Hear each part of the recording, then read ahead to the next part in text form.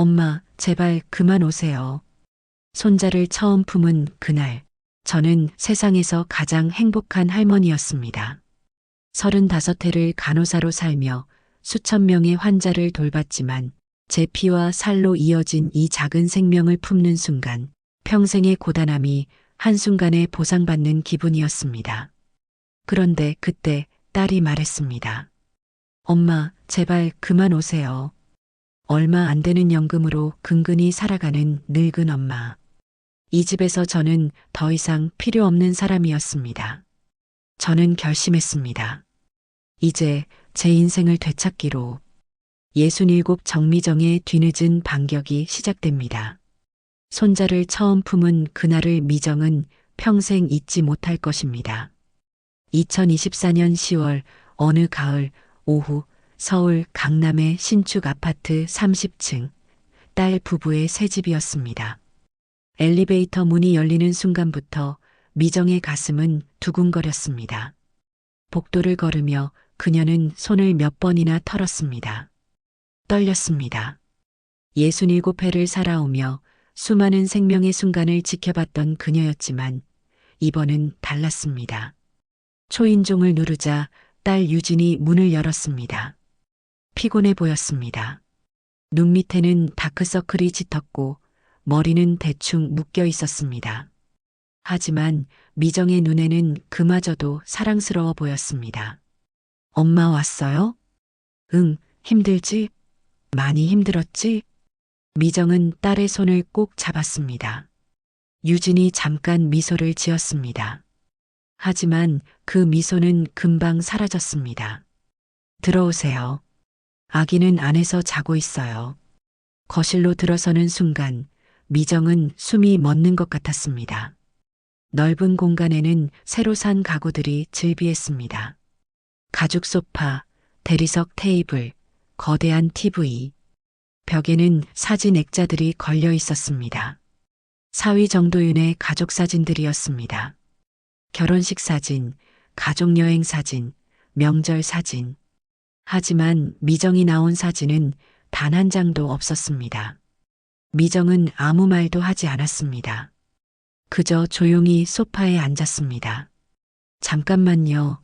제가 서준이 데려올게요. 유진이 안방으로 들어갔습니다. 미정은 손을 꼭 쥐었습니다.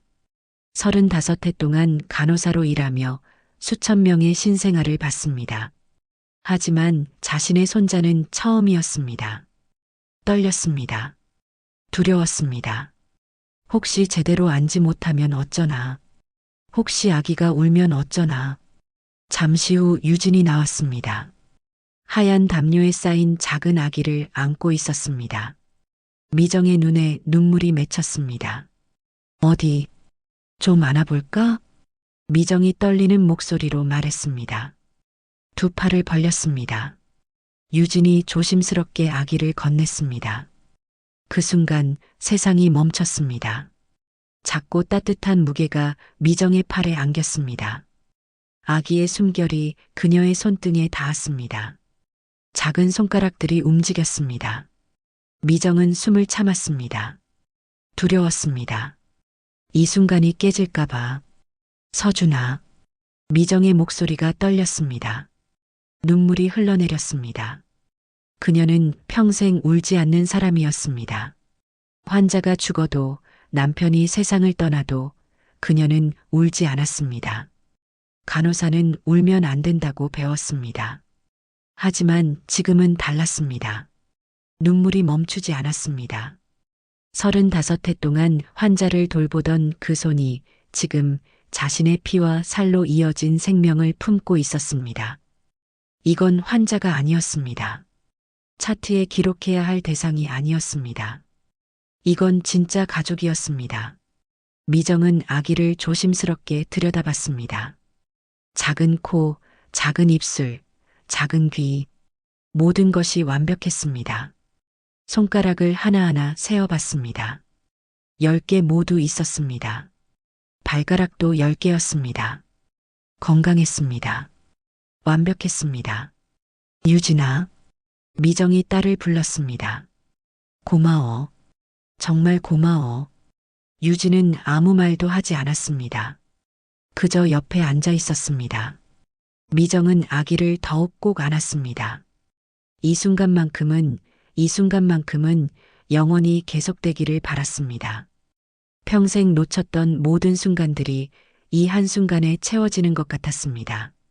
딸을 충분히 안아주지 못했던 후회, 직장 때문에 놓쳤던 발표회와 운동회, 혼자 밥을 먹었을 어린 유진의 모습, 모든 것이 이 순간 용서받는 것 같았습니다. 엄마도 이렇게 예뻤어. 유진아, 넌 정말 똑같이 예뻤어. 미정이 속삭였습니다. 38년 전 처음 유진이를 안았을 때가 떠올랐습니다. 25의 미정은 무서웠습니다. 너무 어렸습니다. 아기를 제대로 키울 수 있을까? 엄마 노릇을 잘할 수 있을까? 남편은 무관심했고 시댁은 차갑게 대했습니다. 결국 그녀는 병원으로 도망쳤습니다. 일에 매달렸습니다. 그렇게 유진은 혼자 자랐습니다. 엄마 미안해. 엄마가 너한테 잘못했어. 미정이 중얼거렸습니다. 유진이 고개를 들었습니다. 엄마 무슨 말씀이세요? 아니야, 아무것도 아니야. 미정은 다시 손자에게 집중했습니다. 작은 가슴이 오르락 내리락 했습니다. 숨을 쉬고 있었습니다. 살아 있었습니다. 이 작은 생명이 앞으로 얼마나 많은 일들을 겪을까? 행복할까? 건강할까? 미정은 기도했습니다. 신을 믿지 않는 그녀였지만 이 순간만큼은 기도했습니다. 그런데 말입니다. 엄마, 유진의 목소리가 들렸습니다. 아까와는 다른 톤이었습니다. 차가웠습니다. 엄마, 아기 이제 내려놔요. 미정은 고개를 들었습니다.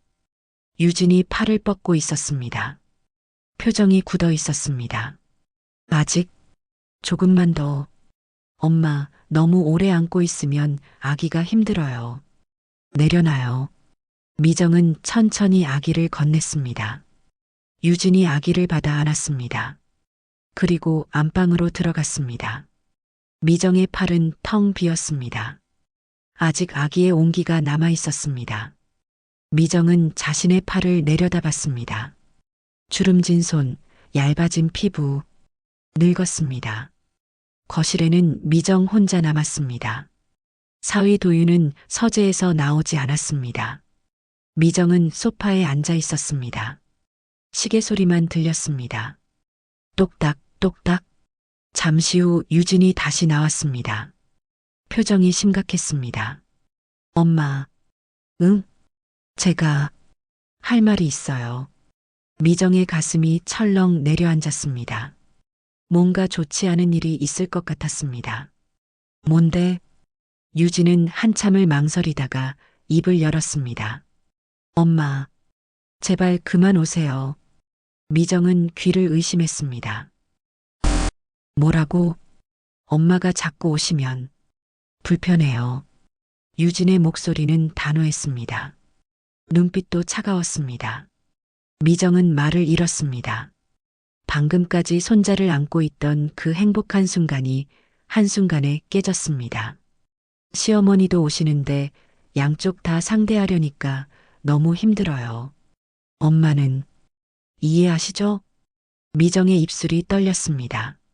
뭐라고 대답해야 할지 몰랐습니다. 가슴 한가운데가 무너져 내리는 것 같았습니다. 그리고 엄마, 유진이 말을 이었습니다. 우리 이제 애 키우는데 돈 많이 들어요. 엄마한테 드릴 여유가 없어요. 그러니까 부담 주지 마세요. 미정은 눈을 감았습니다. 돈? 자신이 언제 돈을 달라고 했던가? 오히려 매달 10만 원씩 딸 계좌에 넣어주고 있었습니다. 연금에서 아껴서 모은 돈이었습니다. 그런데 부담을 준다니. 알았어. 미정이 작은 목소리로 말했습니다. 엄마 이제 갈게. 네. 조심히 가세요. 유진은 일어서지도 않았습니다. 미정은 혼자 현관으로 갔습니다. 신발을 신는데 손이 떨렸습니다. 문을 열고 나가는 순간 뒤에서 문이 닫히는 소리가 들렸습니다. 찰칵. 미정은 복도에 멍하니 서 있었습니다. 방금까지 손자를 안고 있던 그 행복이 꿈이었을까요? 엘리베이터를 타고 내려가는 동안 미정은 창밖을 바라봤습니다. 가을 하늘이 보였습니다. 아름다웠습니다. 하지만 미정의 마음은 무너져 내리고 있었습니다. 이것이 시작이었습니다. 정미정의 긴 여정의 시작이었습니다. 정미정은 1957년 서울에서 태어났습니다. 가난한 집안의 셋째 딸이었습니다. 오빠 둘은 대학을 보냈지만 미정은 고등학교를 졸업하자마자 간호학교에 들어가야 했습니다. 그때는 그런 시대였습니다. 딸은 공부보다 빨리 돈을 벌어야 했고 간호사는 여자가 할 수 있는 가장 괜찮은 직업이었습니다. 21살에 간호사가 되었습니다. 대학병원 내과 병동에 배치되었습니다. 새벽 6시에 출근해서 밤 10시에 퇴근하는 날이 많았습니다. 당직을 서면 이틀 밤을 꼬박 세웠습니다. 하지만 미정은 불평하지 않았습니다. 환자들을 돌보는 일이 좋았습니다. 누군가에게 필요한 사람이 된다는 것이 자랑스러웠습니다. 24살에 남편을 만났습니다. 맞선이었습니다. 남편은 중소기업 영업사원이었습니다. 말수가 적고 무뚝뚝한 사람이었지만 나쁘지 않았습니다. 결혼하고 1년 뒤 딸 유진이가 태어났습니다. 미정은 산후 석 달 만에 병원으로 복귀했습니다. 출산휴가를 더 쓰고 싶었지만 집안 형편이 허락하지 않았습니다. 남편의 월급만으로는 서울에서 살기 어려웠습니다. 아기 유진이는 시어머니가 봐주셨습니다. 하지만 시어머니는 손녀를 달가워하지 않았습니다. 아들을 낳지 못했다는 이유로 미정을 차갑게 대했습니다. 미정은 참았습니다. 다른 도리가 없었습니다. 직장을 그만둘 수도 없었고 아기를 맡길 곳도 없었습니다. 그렇게 35해가 흘렀습니다. 미정은 한 번도 병원을 그만두지 않았습니다. 딸이 초등학교에 들어가도 중학교에 들어가도 고등학교에 들어가도 계속 일했습니다. 학부모 상담회도 거의 가지 못했습니다. 발표회도 운동회도 졸업식도 대부분 참석하지 못했습니다. 그때마다 미정은 유진에게 미안하다고 말했습니다. 엄마가 미안해. 다음엔 꼭 갈게. 하지만 다음에도 갈 수 없었습니다. 병원은 쉬는 날이 없었고 환자는 끊이지 않았습니다. 딸 유진은 혼자 컸습니다. 학원 차를 타고 다녔고 저녁은 혼자 먹었습니다. 엄마가 밤늦게 돌아오면 이미 잠들어 있었습니다. 주말에도 엄마는 당직이었습니다.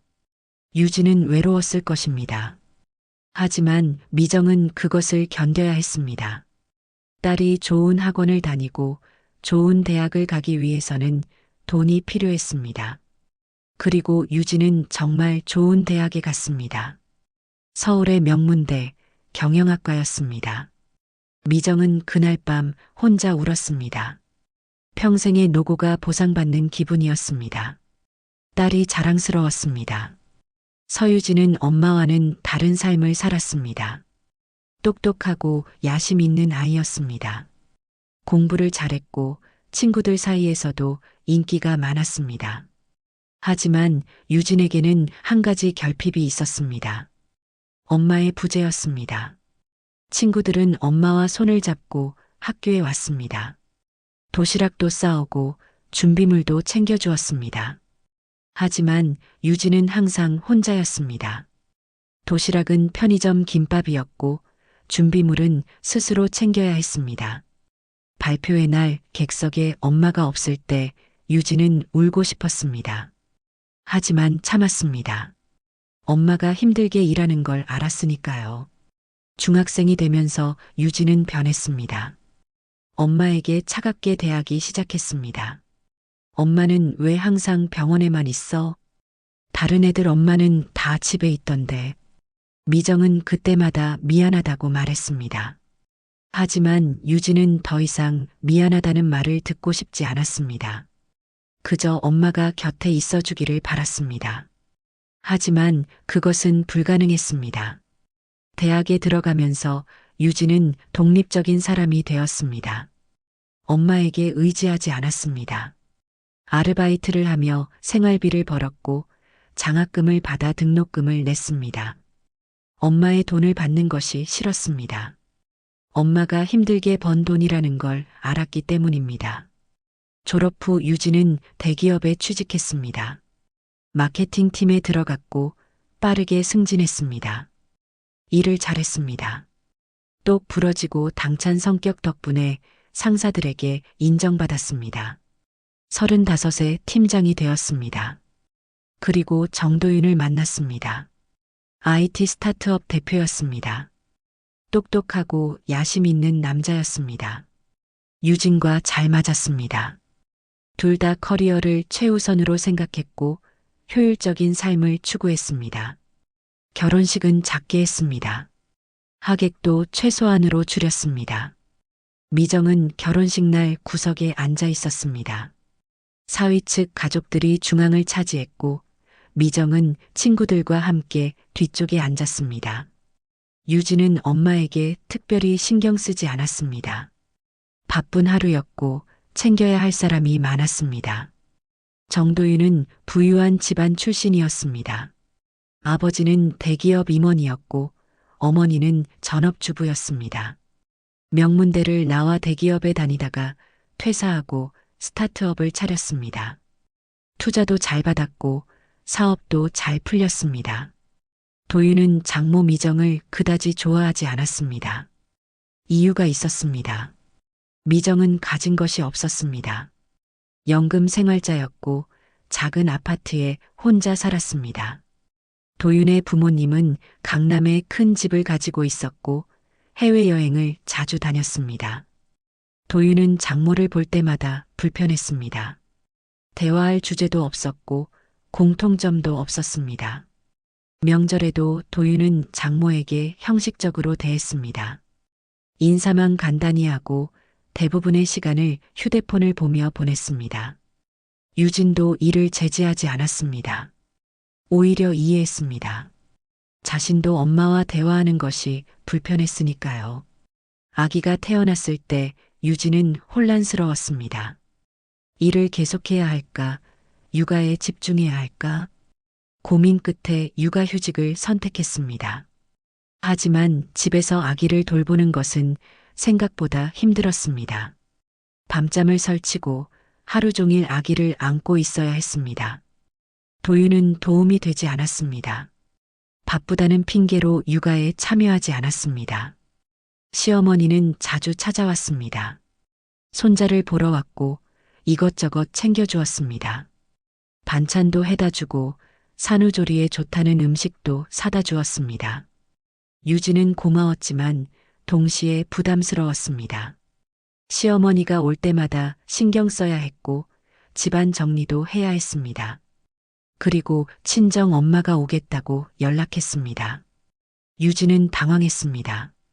시어머니도 자주 오는데 친정 엄마까지 오면 감당할 수 없을 것 같았습니다. 하지만 거절할 수 없었습니다. 손자를 보고 싶다는데 어떻게 맞겠습니까? 미정이 처음 집에 왔을 때 유진은 복잡한 감정을 느꼈습니다. 엄마가 손자를 안고 우는 모습을 보며 죄책감이 들었습니다. 동시에 짜증도 났습니다. 왜 엄마는 항상 자신의 감정을 드러낼까? 왜 이렇게 서툴까? 시어머니는 절대 이렇게 하지 않는데. 그리고 유진은 결심했습니다. 엄마에게 솔직히 말해야겠다고. 더 이상 오지 말라고. 그것이 서로를 위한 길이라고 생각했습니다. 하지만 미정은 몰랐습니다. 딸이 얼마나 힘든지, 얼마나 지쳐 있는지. 유진은 엄마에게 한 번도 자신의 속마음을 털어놓지 않았습니다. 엄마는 자신을 이해하지 못할 거라고 생각했습니다. 엄마 세대와 자신의 세대는 다르다고 믿었습니다. 미정도 딸에게 자신의 마음을 말하지 않았습니다.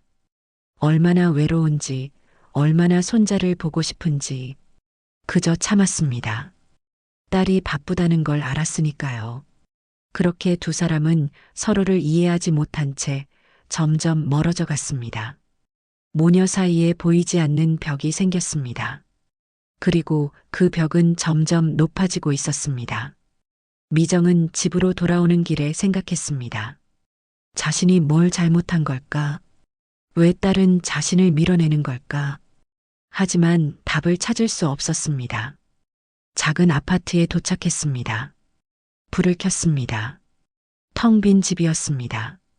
조용했습니다. 미정은 소파에 앉아 창밖을 바라봤습니다. 가로등 불빛이 보였습니다. 저 멀리 딸의 집이 있을 것입니다. 손자가 자고 있을 것입니다. 미정은 한숨을 쉬었습니다. 이것이 노년의 삶인가 봅니다. 혼자 사는 것, 필요 없어지는 것, 밀려나는 것. 미정은 눈을 감았습니다. 하지만 그녀는 아직 몰랐습니다. 이것이 시작일 뿐이라는 것을, 앞으로 더 큰 변화가 기다리고 있다는 것을. 그날 밤 미정은 잠을 이루지 못했습니다. 침대에 누워 천장을 바라봤습니다. 딸의 말이 계속 맴돌았습니다. 엄마, 제발 그만 오세요. 그 말이 무슨 뜻일까요? 진짜로 오지 말라는 뜻일까요? 아니면 잠깐 시간을 달라는 뜻일까요? 미정은 이해하려 애썼습니다. 딸이 힘들다는 걸 알았습니다. 육아는 힘든 일이니까요. 시어머니도 자주 오니 부담스러울 거라고 생각했습니다. 하지만 가슴 한쪽이 아팠습니다. 손자를 안았던 그 짧은 순간이 떠올랐습니다. 따뜻했던 무게, 작은 숨결, 그 모든 것이 생생했습니다. 그런데 그 순간은 너무 짧았습니다. 채 5분도 안 되었을 겁니다. 다른 할머니들은 손주를 마음껏 안는다던데 미정은 동네 경로당에서 들었던 이야기들을 떠올렸습니다. 친구들은 손주 자랑을 끊임없이 했습니다. 며칠씩 손주를 봐준다고, 딸이 일하러 가면 아침부터 저녁까지 돌본다고, 어떤 친구는 아예 딸 집에 들어가 산다고 했습니다. 하지만 미정은 그런 이야기를 할 수 없었습니다. 손주를 본 것도 딱 한 번뿐이었고 그마저도 딸에게 거절당했습니다. 새벽 4시 미정은 일어나 거실로 나왔습니다. 불을 켜지 않고 창가에 앉았습니다. 어둠 속에서 자신의 손을 내려다봤습니다. 주름진 손, 핏줄이 도드라진 손. 이 손으로 35해 동안 환자를 돌봤습니다. 이 손으로 딸을 키웠습니다. 그런데 이제 이 손은 필요 없는 것일까요? 다음 날 아침 미정은 동네 마트에 갔습니다. 장을 보던 중 우연히 사돈 어머니를 만났습니다. 정도윤의 어머니였습니다. 그녀는 밝게 웃으며 다가왔습니다. 어머, 사돈 어른, 여기서 뵙네요. 아, 네. 안녕하세요. 미정은 어색하게 인사했습니다. 사돈 어머니는 쇼핑카트에 아기용품을 가득 담고 있었습니다. 기저귀, 물티슈, 분유. 요즘 우리 며느리네 집에 자주 가세요? 저는 거의 매일 가요. 애가 저만 보면 좋아하네요. 어제도 서준이가 제품에서 잠들었어요. 미정은 아무 말도 하지 못했습니다. 목이 메었습니다. 사돈 어머니는 계속 말했습니다. 며느리가 힘들어하길래 제가 낮에 가서 좀 봐주거든요. 이번 주말에는 우리 집에 데려와서 하루 재울까 해요. 사돈 어른은 언제 가세요? 저는 아직 일정이. 미정은 얼버무렸습니다. 사돈 어머니는 알아차린 듯 살짝 표정이 변했습니다. 아, 그러시구나. 뭐 며느리가 바쁘면 그럴 수도 있죠. 그럼 저는 이만. 안녕히 계세요. 사돈 어머니는 빠르게 사라졌습니다. 미정은 제자리에 멍하니 서 있었습니다. 장바구니를 든 손이 떨렸습니다. 가슴 한가운데가 무너져 내렸습니다. 나만 거절당한 건가? 집으로 돌아오는 길 미정은 생각에 잠겼습니다.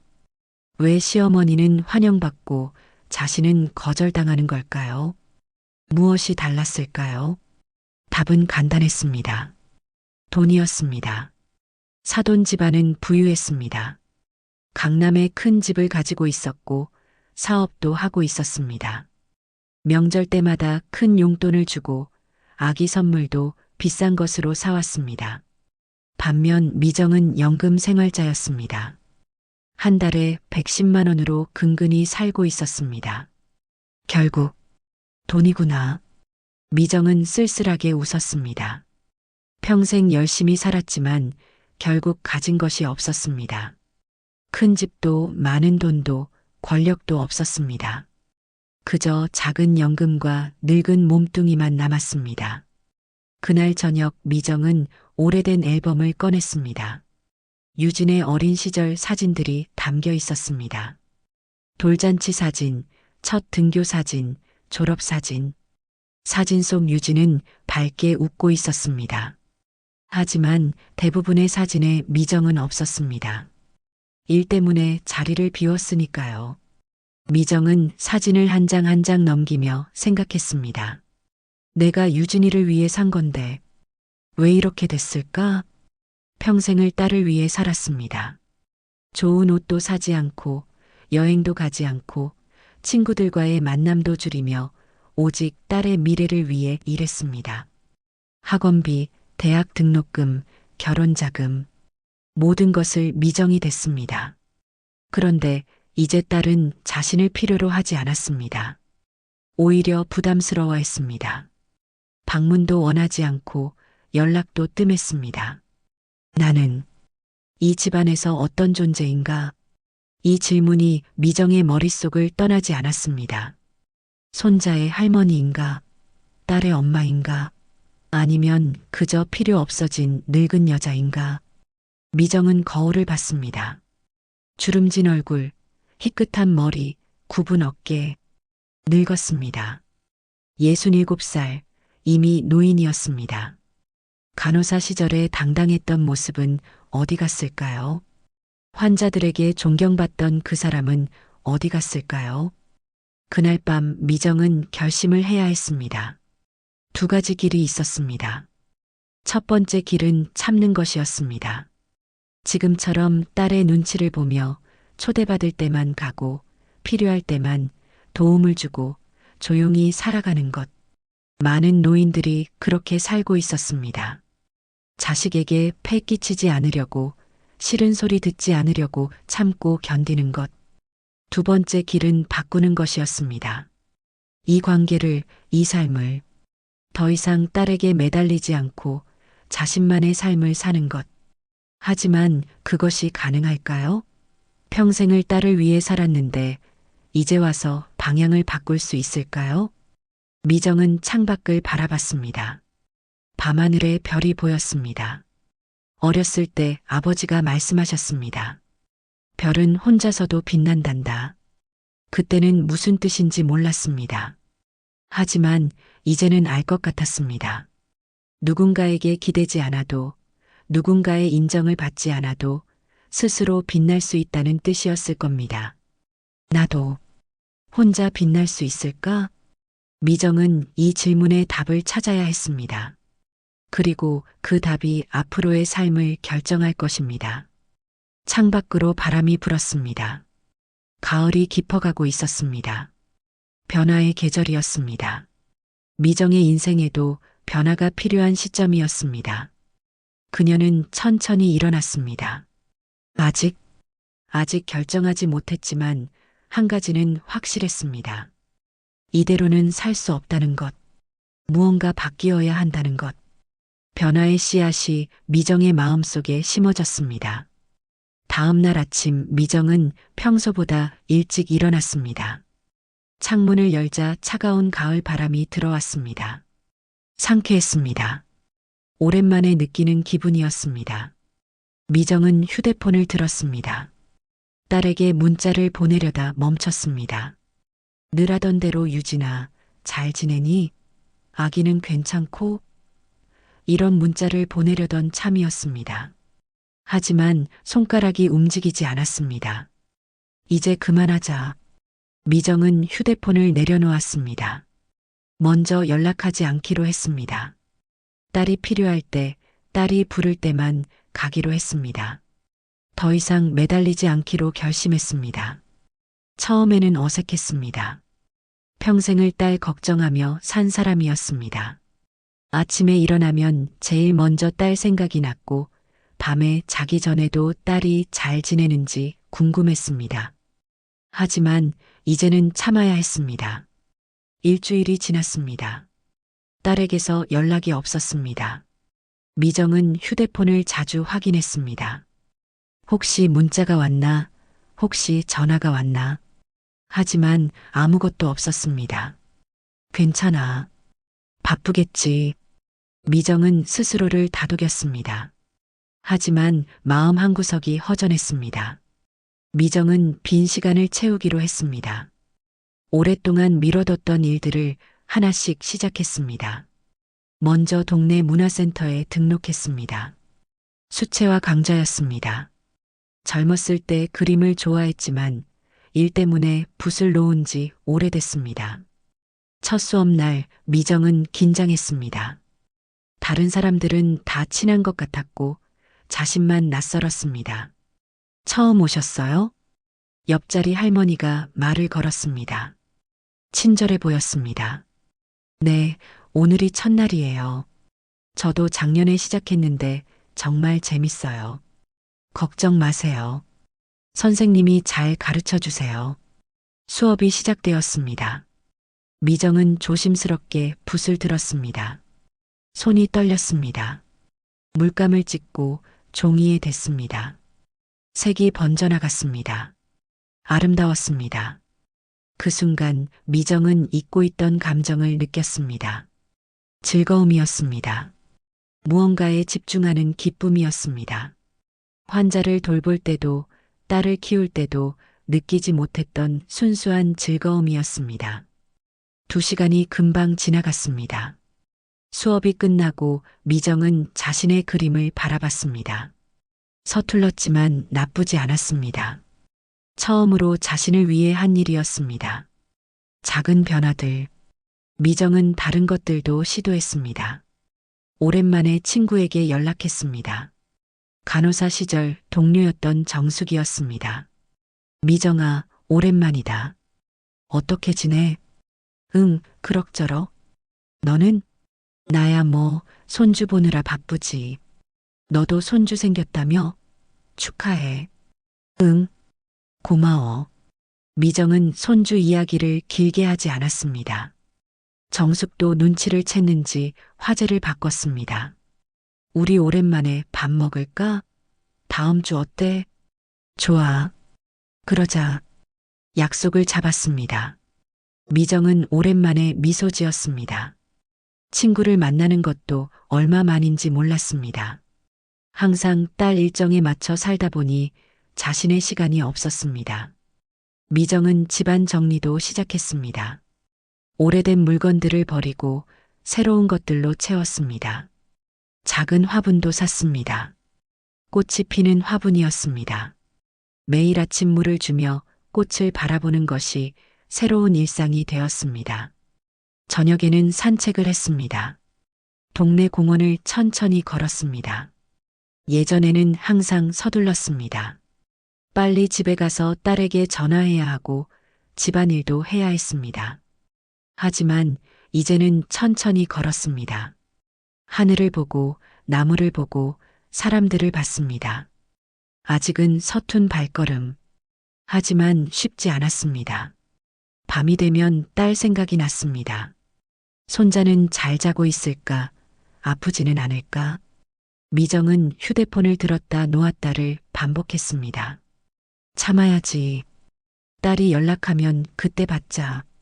하지만 연락은 오지 않았습니다. 2주일째였습니다. 미정은 불안했습니다. 혹시 무슨 일이 생긴 건 아닐까? 혹시 아기가 아픈 건 아닐까? 결국 미정은 참지 못하고 문자를 보냈습니다. 유진아, 잘 지내니? 엄마야. 답장은 1시간 후에 왔습니다. 네, 잘 지내요. 엄마도 건강하세요. 짧았습니다. 차가웠습니다. 미정은 가슴이 아팠습니다. 하지만 더 이상 묻지 않았습니다. 흔들리는 마음. 어느 날 저녁 미정은 슈퍼마켓에서 아기용품을 봤습니다. 귀여운 아기 옷, 장난감, 그림책. 미정은 멈춰 섰습니다. 손자에게 사주고 싶었습니다. 예전 같았으면 바로 샀을 겁니다. 딸 집에 들고 가서 손자에게 입혀주고 같이 놀아줬을 겁니다. 하지만 이제는 달랐습니다. 미정은 고개를 돌렸습니다. 사지 않았습니다. 딸이 부담스러워할 거라는 걸 알았습니다. 집으로 돌아오는 길 미정은 울컥했습니다. 눈물이 날 것 같았습니다. 할머니가 손주에게 선물 하나 사주는 것도 눈치 봐야 하는 처지가 되었습니다. 이게 맞는 걸까? 미정은 자신에게 물었습니다. 거리를 두는 것이 정말 옳은 선택일까요? 아니면 그냥 예전처럼 매달리는 게 나을까요? 하지만 미정은 알고 있었습니다. 예전으로 돌아갈 수 없다는 것을, 딸이 자신을 원하지 않는다는 것을, 그리고 자신도 더 이상 그렇게 살 수 없다는 것을. 한 달이 지났습니다. 미정은 조금씩 적응해 갔습니다. 여전히 딸이 그리웠고 손자가 보고 싶었지만 예전만큼 힘들지는 않았습니다. 수채화 수업에 익숙해졌고 친구들과도 자주 만났습니다. 혼자 있는 시간도 견딜만 했습니다. 어느 날 아침 미정은 거울을 봤습니다. 얼굴이 조금 달라진 것 같았습니다. 표정이 밝아졌습니다. 눈빛에 생기가 돌았습니다. 나 괜찮아지고 있는 건가? 미정은 조심스럽게 웃었습니다. 아직 완전히 변하지는 않았지만 조금씩 나아지고 있었습니다. 하지만 미정은 아직 몰랐습니다. 진짜 시험은 이제부터라는 것을, 더 큰 상처가 기다리고 있다는 것을. 어느 날 오후 미정은 동네 약국에 들렀습니다. 혈압약을 사러 간 길이었습니다. 약사가 약을 건네며 말했습니다. 정 선생님, 손주 보는 거 힘드시죠? 아까 며느님 친구분이 오셨는데 그러시더라고요. 미정은 순간 멈칫했습니다. 네, 무슨 말씀이세요? 며느님이 요즘 시어머니한테만 애를 맡기신다면서요? 친정 어머니는 너무 자주 오셔서 부담스럽다고. 약사는 별 생각 없이 말했지만 미정의 가슴에는 비수처럼 꽂혔습니다. 딸이 다른 사람들에게 그런 말을 하고 다닌다는 뜻이었습니다. 아, 네. 그렇군요. 미정은 얼른 약을 받아들고 약국을 나왔습니다. 걸음이 무거웠습니다. 집으로 돌아오는 내내 약사의 말이 머릿속을 맴돌았습니다. 부담스럽다고. 그렇게 말하고 다녔구나. 미정은 자신이 딸에게 얼마나 큰 짐이 되었는지 실감했습니다. 단순히 집에 오지 말라는 것이 아니었습니다. 딸은 자신을 다른 사람들에게까지 불평하고 있었습니다. 무심한 사위. 일주일 후 미정은 우연히 마트에서 사위 도윤을 마주쳤습니다. 도윤은 장을 보고 있었습니다. 미정이 먼저 인사했습니다. 도윤은 잠깐 눈을 마주치더니 고개만 끄덕였습니다. 말이 없었습니다. 미정은 어색했지만 계속 말을 이었습니다. 유진이랑 서준이는 잘 있지? 네, 잘 있어요. 짧은 대답이었습니다. 도윤은 이미 시선을 다른 곳으로 돌렸습니다. 더 이상 대화할 의지가 없어 보였습니다. 그럼 안녕히 가세요. 미정이 먼저 자리를 떴습니다. 뒤돌아서는 순간 눈물이 핑 돌았습니다. 사위에게조차 이렇게 무시당해야 하는 처지였습니다. 명절의 냉대. 추석이 다가왔습니다. 미정은 유진에게 조심스럽게 물었습니다. 유진아, 명절에 엄마가 뭐 좀 해갈까? 아니요, 괜찮아요. 저희는 시댁에서 보낼 거예요. 그럼 명절 지나고라도 엄마가 한번. 엄마 바쁘니까 나중에요. 제가 연락드릴게요. 딸의 목소리는 냉담했습니다. 미정은 더 이상 말하지 못했습니다. 명절을 혼자 보내야 한다는 사실이 가슴 아팠습니다. 명절 당일 미정은 텅 빈 집에 혼자 앉아 있었습니다. TV에서는 명절 특집 프로그램이 나왔습니다. 행복한 가족들의 모습이었습니다. 미정은 TV를 껐습니다. 볼 수가 없었습니다. 휴대폰을 확인했습니다. 딸에게서 간단한 문자 하나만 와 있었습니다. 엄마, 명절 잘 보내세요. 그뿐이었습니다. 사진도 없고 안부 전화도 없었습니다. 미정은 휴대폰을 내려놓았습니다. 손이 떨렸습니다. 며칠 후 미정은 예전에 딸에게 보낸 선물이 중고거래 앱에 올라온 것을 우연히 발견했습니다. 딸의 명의로 된 계정이었습니다. 미정이 생일 선물로 준 비싼 목도리였습니다. 새 제품 같아요. 한 번도 안 썼어요. 판매글에 그렇게 적혀 있었습니다. 미정은 휴대폰을 떨어뜨릴 뻔했습니다. 가슴이 무너져 내렸습니다. 자신이 마음을 담아준 선물을 딸은 한 번도 쓰지 않았던 것입니다. 그리고 이제는 팔고 있었습니다. 나는 정말 필요 없는 사람이구나. 미정은 소파에 주저앉았습니다. 눈물이 흘러내렸습니다. 더 이상 참을 수 없었습니다. 이제 확실해졌습니다. 딸은 자신을 가족으로 생각하지 않았습니다. 그저 부담스러운 존재, 귀찮은 존재로 여기고 있었습니다. 밤이 깊어갔습니다. 미정은 창밖을 바라봤습니다. 저 멀리 딸의 집이 있을 것입니다. 불은 켜져 있을까요? 손자는 잘 자고 있을까요? 하지만 이제 미정은 그곳에 갈 수 없었습니다. 환영받지 못하는 곳이었습니다. 미정은 조용히 눈을 감았습니다. 뭔가 결정해야 할 때가 왔습니다. 이대로 무너질 것인가 아니면 다시 일어설 것인가. 선택의 순간이 다가오고 있었습니다. 손자가 100일을 맞았습니다. 미정은 조심스럽게 딸에게 전화를 걸었습니다. 한 달 반 만에 통화였습니다. 유진아, 엄마야. 서준이 100일인데 잠깐 들러도 될까? 전화 너머로 한숨소리가 들렸습니다. 엄마, 오늘은 시댁 식구들이 다 와요. 엄마까지 오시면 너무 복잡해요. 그럼 다른 날은? 100일 지나고라도. 엄마, 저 진짜 바빠요. 나중에 연락드릴게요. 딸은 서둘러 전화를 끊었습니다. 미정은 멍하니 휴대폰을 내려다봤습니다. 손자의 100일 날에도 갈 수 없었습니다. 시댁 식구들만 모이는 자리였습니다. 친정 할머니는 초대받지 못했습니다. 미정은 그날 밤 잠을 이루지 못했습니다. 생각할수록 화가 났습니다. 35해를 일하며 딸을 키웠습니다.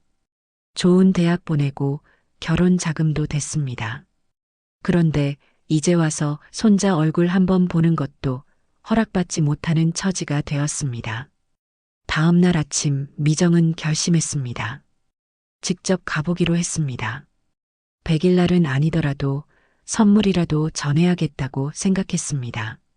결정적 순간 미정은 오후에 딸의 집으로 향했습니다.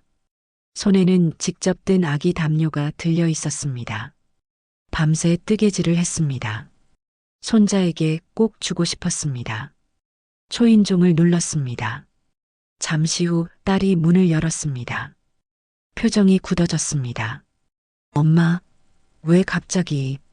유진아, 100일 선물 가져왔어. 잠깐만 들어가도 될까? 엄마, 지금 손님들 계세요. 안 된다고 했잖아요. 그때 안에서 웃음소리가 들렸습니다. 시댁 식구들의 목소리였습니다. 즐거워 보였습니다. 아기 우는 소리도 들렸습니다. 미정은 가슴이 저며왔습니다. 잠깐만이라도 서준이 얼굴만 보고 갈게. 엄마, 딸의 목소리가 높아졌습니다. 제발, 이제 그만 오세요. 진짜 힘들어요. 유진아, 엄마가 뭘 잘못했니? 뭐가 그렇게 부담스러운 거야? 미정의 목소리도 떨렸습니다. 참고 참았던 감정이 터져 나왔습니다. 엄마는 아무것도 안 하잖아요. 돈도 없고 도와줄 것도 없고 그냥 와서 아기만 안아보고 가시잖아요. 그게 무슨 도움이 돼요? 딸의 말은 냉정했습니다. 칼날처럼 미정의 가슴을 찔렀습니다. 나는 그저 손주가 보고 싶어서 엄마의 외로움을 우리한테 떠넘기지 마세요. 엄마 인생은 엄마가 알아서 사세요. 우리는 우리끼리 살 거예요. 그 순간 미정의 눈에서 눈물이 흘러내렸습니다. 평생 울지 않던 사람이었습니다. 하지만 이제는 참을 수 없었습니다. 알았어. 알았어. 엄마는 이제 안 올게. 미정은 손에 들고 있던 담요를 문 앞에 내려놓았습니다. 그리고 돌아섰습니다. 뒤에서 문 닫히는 소리가 들렸습니다. 찰칵. 엘리베이터를 타고 내려가는 동안 미정은 울었습니다. 소리내어 울었습니다. 평생을 참고 살았지만 이날만큼은 참을 수 없었습니다. 아파트를 나와 버스 정류장으로 걸어갔습니다. 다리가 후들거렸습니다. 벤치에 앉았습니다. 지나가는 사람들이 쳐다봤지만 상관없었습니다.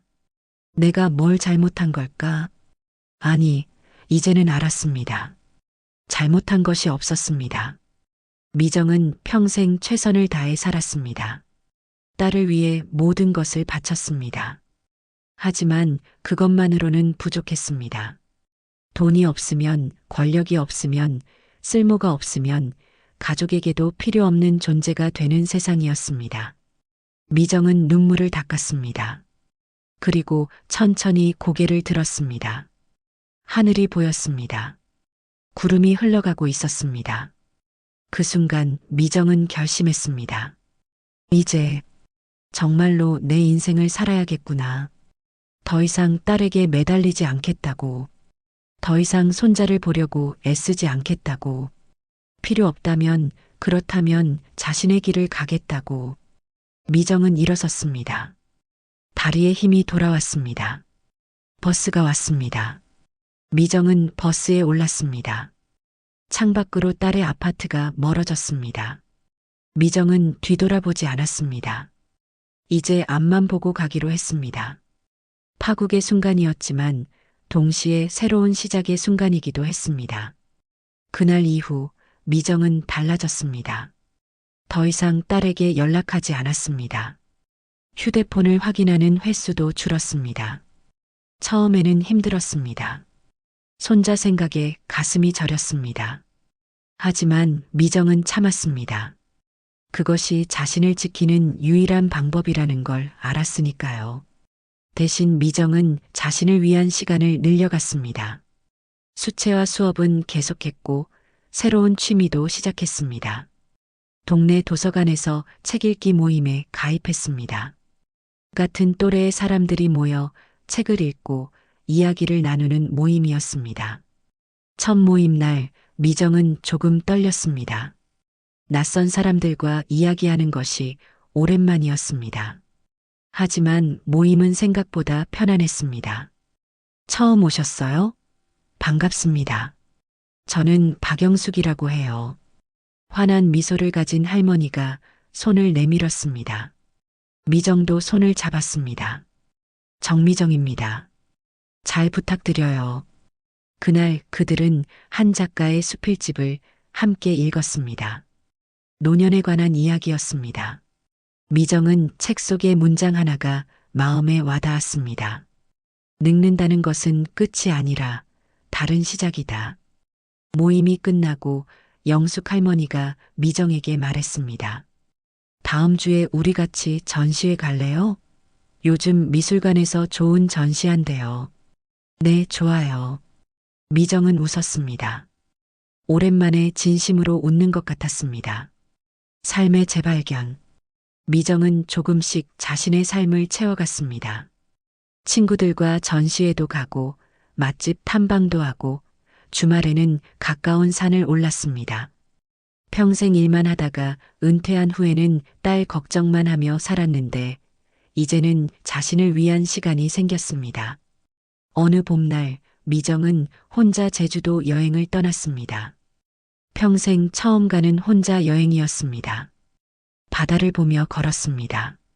바람이 불었습니다. 상쾌했습니다. 미정은 생각했습니다. 이런 기분이었구나. 자유라는 게. 여행지에서 만난 한 할머니가 물었습니다. 혼자 오셨어요? 네, 혼자요. 멋지시네요. 저는 못해요. 외로워서. 저도 처음엔 외로웠어요. 근데 익숙해지니까 괜찮더라고요. 미정은 미소 지었습니다. 정말로 괜찮았습니다. 혼자여도 딸이 없어도 손자를 못 봐도 삶은 계속되었습니다. 딸의 후회. 몇 달이 지났습니다. 어느 날 저녁 미정의 휴대폰에 딸에게서 전화가 왔습니다. 오랜만이었습니다. 미정은 잠시 망설이다 전화를 받았습니다. 엄마. 딸의 목소리가 떨렸습니다. 유진아. 엄마, 저 잘못했어요. 진짜로 잘못했어요.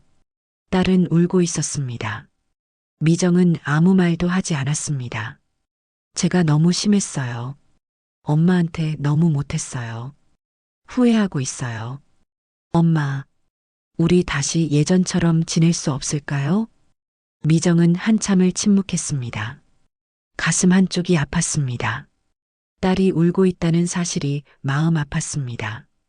하지만 미정은 알고 있었습니다. 예전으로 돌아갈 수 없다는 것을. 유진아. 미정의 목소리는 부드러웠지만 단호했습니다. 가까운 사이라도 거리는 지켜야 한단다. 너는 너의 가정이 있고 엄마는 엄마의 삶이 있어. 엄마. 엄마도 이제 엄마의 인생을 살고 싶구나. 그게 서로를 위한 길이야. 딸은 한참을 울다가 말했습니다. 알겠어요. 엄마. 정말 죄송해요. 괜찮아. 엄마는 괜찮단다.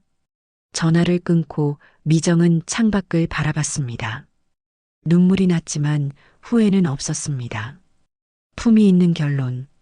1년이 지났습니다. 미정은 이제 딸 부부와 적당한 거리를 유지하며 지냈습니다. 명절에는 잠깐 얼굴을 보고 손자 생일에는 선물을 보냈습니다. 하지만 자주 찾아가지 않았고 먼저 연락하지도 않았습니다. 딸도 조금 변했습니다. 예전보다 엄마에게 조심스러워졌습니다. 가끔 문자를 보내고 손자 사진을 보냈습니다. 미정은 고맙게 받았지만 예전처럼 매달리지 않았습니다. 어느 가을 오후 미정은 공원 벤치에 앉아 있었습니다. 따뜻한 햇살이 어깨를 감쌌습니다. 손에는 새로 산 책이 들려 있었습니다. 책 모임에서 다음 주에 읽을 책이었습니다. 옆 벤치에는 젊은 엄마가 아기를 안고 있었습니다. 미정은 그 모습을 잠깐 바라봤습니다. 손자 서준이가 떠올랐습니다. 이제 돌이 지났을 것입니다. 걷고 있을까요? 말도 하기 시작했을까요? 보고 싶었습니다. 하지만 그리움에 무너지지 않았습니다. 미정은 책을 펼쳤습니다. 첫 문장을 읽었습니다. 우리는 모두 각자의 계절을 산다. 미정은 미소 지었습니다. 지금이 자신의 계절이었습니다. 늦게 찾아온 반격이 아니라 품이 있는 자기 선언의 시간이었습니다. 바람이 불었습니다. 낙엽이 떨어졌습니다. 아름다웠습니다. 미정은 깊이 숨을 들이마셨습니다. 공기가 달았습니다. 마지막 속삭임. 그날 밤 미정은 일기를 썼습니다. 오랜만에 쓰는 일기였습니다. 오늘 나는 깨달았다. 남을 위해 살았던 시간만큼 이제는 나를 위해 살아도 된다는 것을. 늦었다고 생각할 때가 가장 빠른 때라고 했던가. 67. 이제야 진짜 내 삶이 시작됐구나. 미정은 일기장을 덮었습니다. 창밖으로 달이 떠올랐습니다. 밝았습니다. 미정은 불을 끄고 잠자리에 들었습니다. 편안했습니다. 오랜만에 느끼는 평화였습니다. 손자를 처음 품었던 그날의 기적은 아직도 가슴에 남아 있었지만 이제는 그것에 매달리지 않았습니다. 미정은 눈을 감았습니다. 내일은 또 어떤 하루가 될까요? 친구들과 약속이 있었습니다. 새로운 전시회도 보러 갈 예정이었습니다. 미정은 조용히 웃었습니다. 그리고 잠들었습니다. 마침내 그녀는 자유로웠습니다.